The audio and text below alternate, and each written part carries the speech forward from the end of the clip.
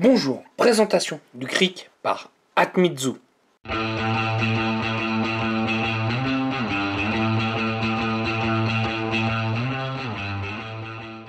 Le cric vous sera présenté dans cette boîte. Atmizu, pour ceux qui ne connaissent pas, c'est un modeur grec qui est connu pour ses nouveautés, ses types de créations. Voilà, c'était le petit point sur Atmizu pour ceux qui ne connaissaient pas. Comme on peut voir sur la boîte, nous avons quelque chose de relativement assez classique. Nous avons un flashcode pour voir si c'est bien un original, mais pas que, vous verrez bien. Nous avons à l'intérieur tout ce qui est fourni, ce genre de choses. Vous pouvez aller même suivre sur différents réseaux sociaux. Et puis, allez, on va aller voir le contenu de cette boîte. Moi, j'aime bien cette boîte, je la trouve relativement assez classe. Et puis, j'ouvre. Qu'est-ce que je vais tomber? Je vais tomber sur une carte d'authentification. Alors on peut voir ici à ce niveau-là, il y a un logo. Nous avons un flashcode, ce genre de choses. Tout ce qu'il faut pour montrer que ça soit bien un original. Et ça fait plaisir, c'est qu'il se protège. Comme on peut voir à l'intérieur, nous avons plusieurs choses de fournies. Nous avons entre autres le cric, ce qui est quand même le plus important. Nous avons deux différents drip types fournis. Alors c'est plutôt des drip top avec des formes plus ou moins particulières. Celui-ci est beaucoup plus arrondi que l'autre qui est fourni juste ici, qui est beaucoup plus droit.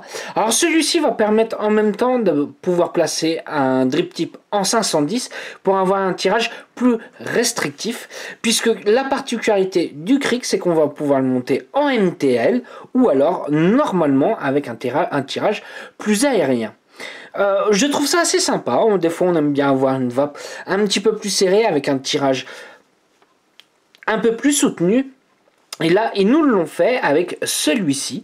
Alors justement, on va aller voir un petit peu à quoi, par exemple, sert cette pièce-là. Comme je vous disais, nous avons un tirage plus restrictif si on le souhaite. Donc à ce niveau-là, nous avons cette pièce-là qui est tout simplement une partie de l'airflow et qui restreint beaucoup plus. Je continue de démonter pour voir ce que nous avons dans la boîte. Alors, il faut savoir qu'il est BF ou non BF. Donc, du coup, moi, j'ai installé déjà la vis BF puisque je l'ai déjà essayé. Alors, il faut savoir que c'est du Torx et les vis de pôle sont du cruciforme. Apparemment, nous avons d'autres petites choses en dessous. Donc, je vais retirer la mousse qu'il y a à l'intérieur. Alors, c'est pas forcément évident. Voilà. Donc nous avons un petit collant Atmizu, nous avons la vis ici qui va nous permettre de dévisser la vis de BF ou non BF, mais nous avons aussi tout ce qui est O-ring.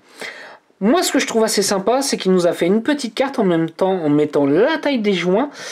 Si on veut les retrouver par exemple, à force de s'en servir ça peut arriver que ça s'use, pour pouvoir les retrouver dans le commerce ou autre, ça très bien.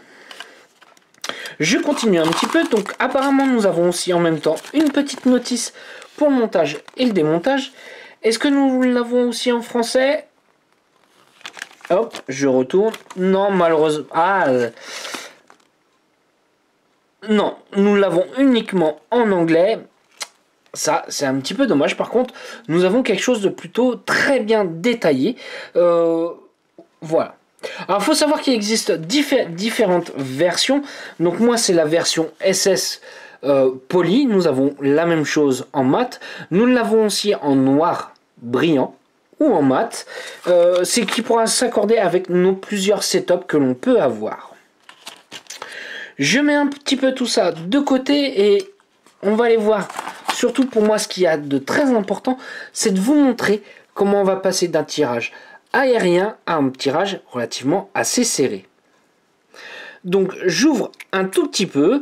Donc comme on peut voir, nous avons un plateau simple, net mais propre et efficace. Ils nous ont pensé à ce niveau là nous mettre des petits ergots pour pouvoir placer le coil, pour pouvoir le bloquer au moment du serrage de vis.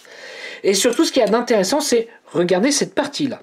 Cette partie là, c'est toujours notre airflow qui se situe à ce niveau là. Et voilà, je vais vous montrer la différence de cette pièce-là. Vous voyez un petit peu.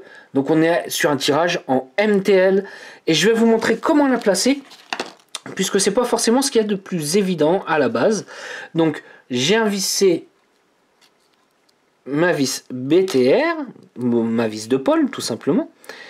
Là on a cette grosse partie là au niveau de l'airflow, donc comme on peut voir qui est beaucoup plus aérien. Donc nous avons cette partie là que l'on va revisser, qu'on va replacer au niveau du pic, qu'on va revisser. Alors les filetage, ça là-dessus, il n'y a rien à dire, c'est... On n'entend rien, écoutez. Les filetages sont vraiment de très bonne qualité, puisqu'il faut savoir, moi je vais le placer dans le matériel high-end, donc du matériel qui est de très bonne qualité, mais aussi qui peut valoir un petit peu cher. Alors celui-ci, pour du high-end, on est aux alentours de 70 €, un petit peu moins de 70 €. Voilà, c'est une belle pièce, pas trop chère. Comme on peut voir, nous avons une très belle cuve à l'intérieur. Donc, comme je dis, il peut passer en BF ou en non-BF. Étant donné qu'en non-BF, nous avons une belle cuve, on ne sera pas obligé de rajouter du liquide à chaque fois qu'on va faire une barre. Il faut savoir que la cuve fait 1,2 ml. Oui, 1,2 ml. Donc, on a pu faire quelques barres sans problème. Ils nous ont pensé ici, à ce niveau-là, de nous faire une petite fente pour pouvoir placer son coil correctement au plus proche de l'airflow. Et aussi, on va parler un petit peu de ce top cap là. Donc comme on peut voir, il est taillé en dôme et je ne sais pas si on voit bien à la caméra. À ce niveau-là, nous avons une petite rayure. Cette petite rayure est relativement assez importante. Ça va servir un peu de système de sécurité enfant. Donc là, comme vous pouvez voir, hop, je mets, je remets, je retourne par exemple, je mets au niveau de mon petit airflow et là, par contre, c'est bloqué. Alors, je trouve ça pas mal dans l'idée. Ça évitera que des enfants jouent avec ou quoi que ce soit. Même si je conseille toujours de mettre son matériel en hauteur. On ne sait jamais, ça peut vite arriver. Alors, je vais retourner. On va réouvrir. Voilà. Et on va se faire un petit montage ensemble. Donc je vais repasser sur un airflow un peu plus aérien. Vous allez comprendre pourquoi, puisqu'il faut savoir que ce RDA là vous permettra d'utiliser des gros coils ou même des plus petits. On pourra sans problème installer à l'intérieur un Fuset ou alors un micro alien d'ailleurs que l'on va positionner ensemble. Donc moi ce que je vais vous conseiller, ça va être d'ouvrir un petit peu les vis d'épaule, puisque comme vous pouvez voir à ce niveau là, vous avez des petits tétons pour pouvoir bloquer nos coils. Donc les dévisser, de quoi passer. Même chose de l'autre côté. Voilà. Je vais utiliser une petite barre pour pouvoir positionner facilement mon coil. Donc j'ai utilisé ma petite barre que je vais placer mon coil. Alors comme on peut voir, l'avantage d'avoir les petites gouttières, c'est que ça se place relativement assez facilement. Rien de bien compliqué vis-à-vis du montage. Je vais prendre ma vis.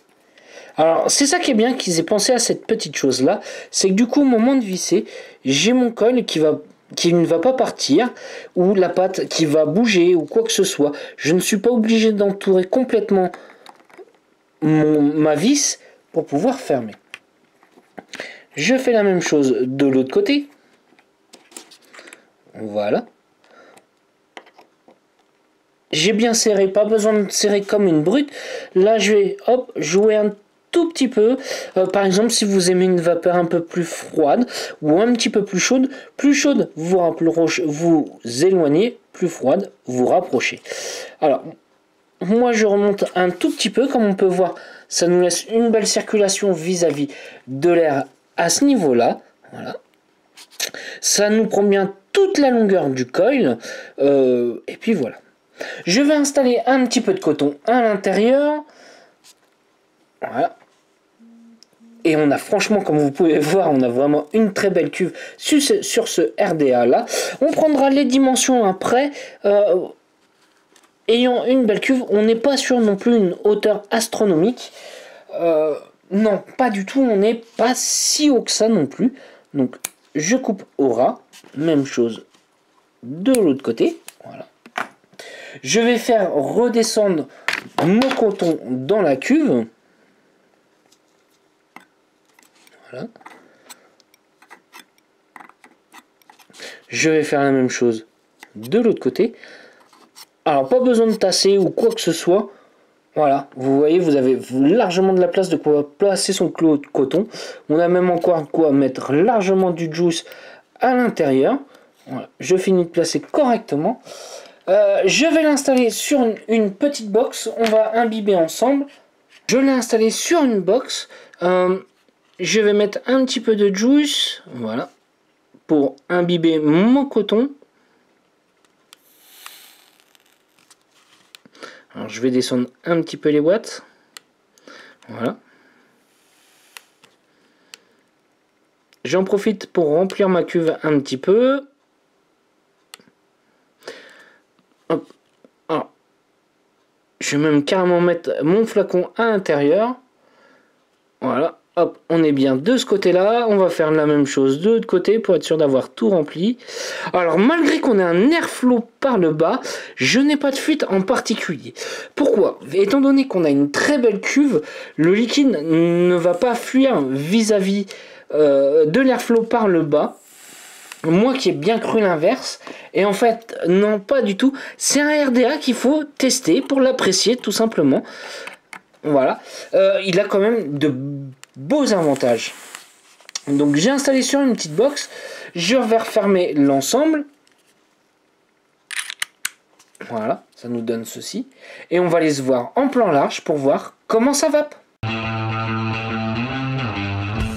Voilà ce que nous donne le petit cric sur une box. On n'est pas dans les plus petits, on n'est pas dans les plus hauts. Je trouve que ça ne me choque pas vis-à-vis de la hauteur, bien au contraire. Moi ce qui m'intéresse c'est surtout de vous faire un petit nuage. Donc là j'ai l'airflow le plus ouvert comme vous avez pu voir. À l'intérieur j'ai placé la même chose avec un petit micro alien. Allez on se fait un petit nuage.